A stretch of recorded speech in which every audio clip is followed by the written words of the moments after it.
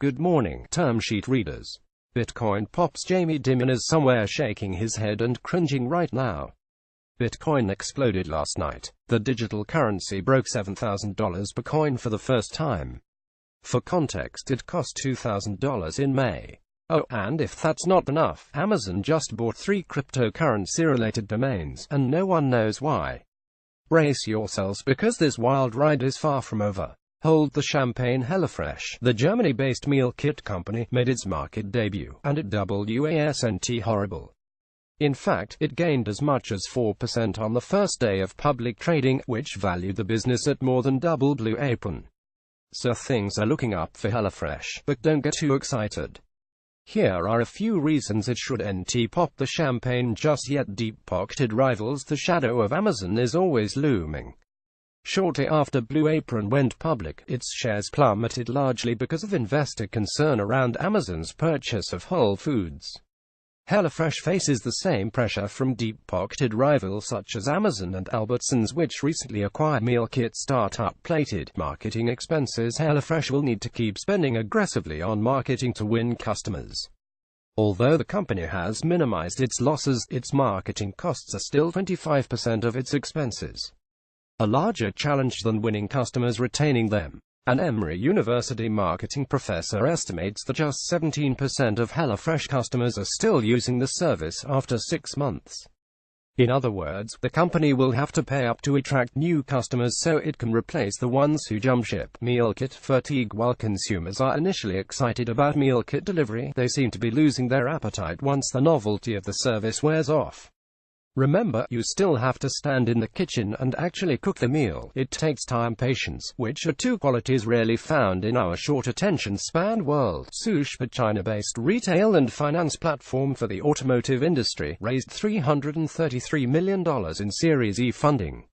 Alibaba led the round, and was joined by investors including Warburg Pincus, Primavera Capital and CMB International. TransferWise, a UK-based provider of international money transfer services, raised $280 million in funding. Investors include Old Mutual Global Investors, IVP, Sapphire Ventures, Mitsubishi, and World Innovation Lab. Read more at fortuneshaozu.com. A China-based house-sharing platform raised $120 million in funding. Yunfeng Capital led the round, and was joined by investors including Joy Capital, Morningside Ventures and Capital Today. Invision, a New York City-based product design platform, raised $100 million in Series E funding.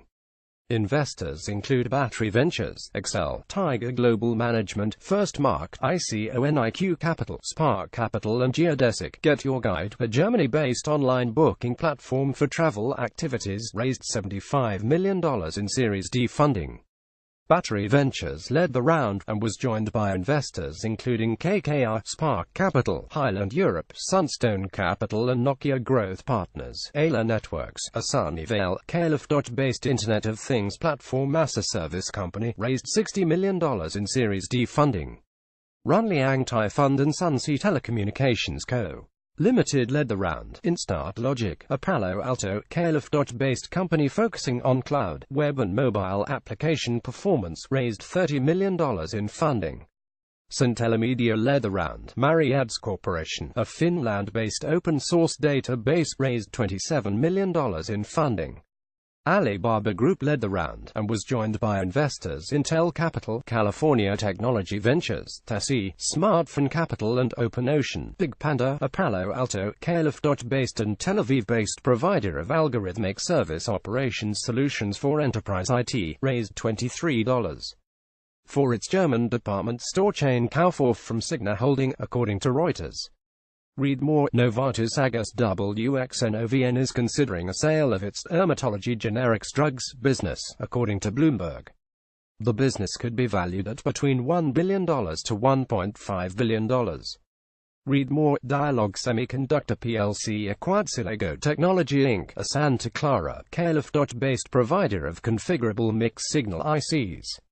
Financial terms weren't disclosed. Evoqua or EWT Holdings, a Pittsburgh, PennDOT-based water treatment company, raised $500 million in an IPO of 27.8 million shares, 70% insider at $18 apiece, within its range of $17 to $19.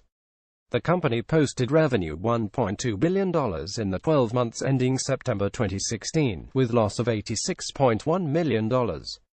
AEA investors 58.5% pre-offering, British Columbia Investment Management Corporation 11.2%, Temasek Holdings 7.7%, and Pictet Private Equity investors 9.4% back the company. Credit Suisse and JP Morgan are underwriters in the deal. The company plans to list as Aqua on the NYSE. Vencore Holding, a Chantilly, Verdot-based IT services provider for the U.S. government, withdrew its $250 million IPO after merging with DXC Technology and Keypoint Government Solutions. In 2016, the company reported income of $1 million on revenue of $1.2 billion. Goldman Sachs and Wells Fargo are lead underwriters in the deal. The company is backed by Veritas Capital.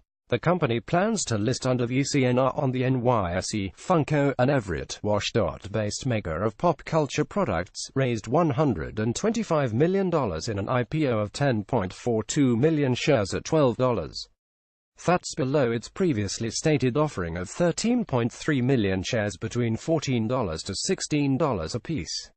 In 2016, the company posted revenue of $426.7 million and income of $26.9 million. ACON Investments, John P. and Trishorn P. Kip Children's Trust, and Fundamental Capital Partners back the company. Goldman Sachs, JP Morgan, BofA Merrill Lynch, Piper Jaffray and Jefferies are joint bookrunners in the deal. The firm plans to list on the Nasdaq as FNKO. Alina, a Newton, Mass.-based company developing metabolic disorder treatments, said it raised $75 million in an IPO of 5.3 million shares at $14 apiece, at the low end of its $14 to $16 range. In 2016, the company posted loss of $24.5 million. The company is backed by Frazier Healthcare 18.5% pre-offering, Third Rock Ventures 16.8%, Bessemer Venture 14.6%, Fidelity 11.8%, HBM Biocapital 10.2%, BFM LP 8.9% and Farm Standard International 5.4%. Credit Suisse, Jefferies, and Cowen Company were named joint bookrunners in the deal. The company plans to list of the Nasdaq as ALNA. Sparrow Therapeutics, a Cambridge, Mass.-based company seeking a treatment for drug-resistant bacterial infections, raised $77 million in an IPO of 5.5 million shares at $14, the low end of its $14 to $16 range. In 2016, the company posted revenue of $335,000 and loss of $29.9 million. The company is backed by GlaxoSmithKline 17% pre-offering, Atlas Venture 16.4%, and Alphabet 13.2%. BofA Merrill Lynch, Cowen and Company, Stifel, and Oppenheimer Co. are joint bookrunners in the deal. The company plans to list on the Nasdaq as SPRO. Crestline Investors, a Fort Worth, Texas-based investment manager, raised $1.34 billion for its third Opportunity Fund and related managed accounts. Opportunity Fund 3, Frazier Healthcare Partners, a Seattle-based private equity and venture capital firm, raised $419 million for Frazier Life Sciences IX, its second dedicated life sciences fund. Ashling Capital, a New York-based venture capital and private equity firm, raised $280 million for its new fund. Vertical Venture Partners, a Menlo Park, California-based venture capital firm, will raise $80 million for its second fund, according to an SEC filing. Brian Boyle joined Raymond James as a managing director for its consumer investment banking practice. Previously, Boyle was at PwC Corporate Finance. Edison Partners will promote Leonard Marcus to general partner. Larry Wiesneck joined Cowen Inc. as co-president, and Dan Charney was named co-president of Cowen & Company. Edit Post.